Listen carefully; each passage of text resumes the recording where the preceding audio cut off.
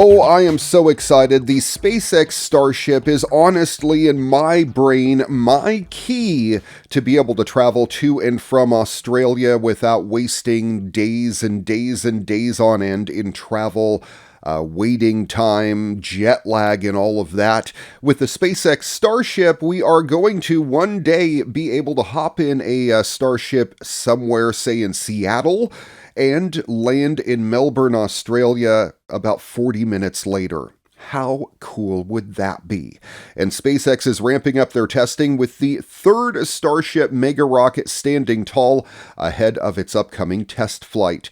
SpaceX recently stacked the enormous vehicle on the orbital launch mount at its Starbase site in South Texas, placing the Ship 28 upper stage prototype atop its Booster 10 first stage partner.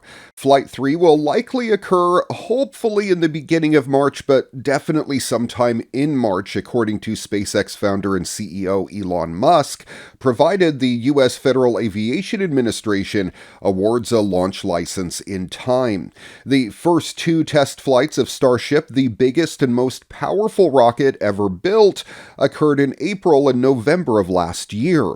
Both missions ended up in the explosive death of Starship, though the vehicle notched some important milestones along the way.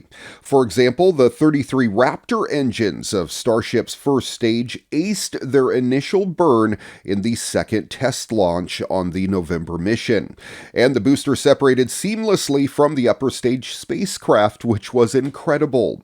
Both of Starship's stainless steel stages are designed to be fully and rapidly reusable. SpaceX is developing the 400-foot tall mega rocket to take people and payloads to the moon and Mars, as well as conduct other operations closer to home, including potentially carrying people on super fast trips around the Earth.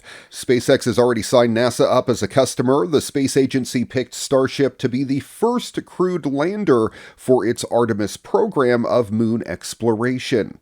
If all goes according to plan, Starship will put NASA astronauts down near the lunar South Pole for the first time in September of 2026 on the Artemis 3 mission. Check out this crazy thing. Kodak first unveiled a prototype of its Super 8 camera at CES 2016, and it caused quite a stir. An 8mm film camera with modern digital smarts that could make shooting in this iconic motion picture format even easier. Yet it was almost another 8 years before the Kodak Super 8 camera made it to market. With more details about the unique retro camera and its hefty price tag emerging last December ahead of its early 2024 launch. Now, as the Super 8 camera starts to hit the shelves, the good people at B&H Photo Video have shared a YouTube hands-on and footage shot with what is the first product in this format since the digital age. And the video provides a revealing look at what it's like to shoot with this 8mm film digital hybrid. Get this, Kodak originally estimated the price in 2016 at around $500 to $800, but the reality is so far off. It's ludicrously high at $5,495. For that, you get the camera, C-mount 6mm lens, pistol grip, a pre-wound 8mm film cartridge, and accessories all in a Pelican case. Oh, this is so cool. While technology is often sought to improve the lives of people living with disabilities, creative AI implementations may be the next logical step.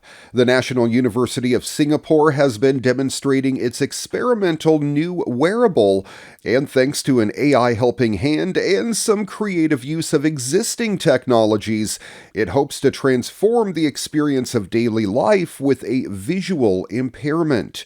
Called the AIC, the wearable device is worn around the back of the neck like a regular set of headphones you might use for fitness. But hidden in the forward-facing section of the chassis is a 13-megapixel camera. When the user picks up an item, they can take a photo of it using a button on the side of the device. Before that image is then processed using the onboard microprocessor and beamed to a cloud network using the internal wireless connection, which then uses AI algorithms to analyze the size, shape, color, and any visual text. If the object is recognized, the user is then told what the object is with a brief description, using a computer-generated voice relayed back through the bone conduction headphones. You are holding a box of PanBio self-test for COVID-19. You are holding a box of Ripple tea. What type of tea is it? It is black tea with natural rose petals and extracts.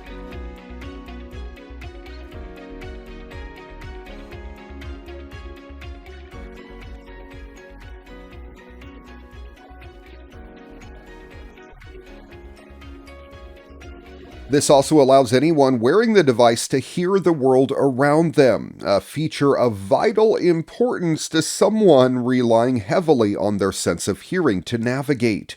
Should the user need more information on the scanned object, they can simply ask the AI verbally. The device itself has been designed to be discreet and is unlikely to draw any more attention than someone wearing a regular set of linked headphones. It also makes use of an internal lithium battery pack and doesn't require a link to a smartphone or any other device to work. The AIC is currently a work in progress, and the researchers say that they are now working on enhancements to make the technology more accessible and affordable, including speeding up the image recognition time and improving the visual recognition elements.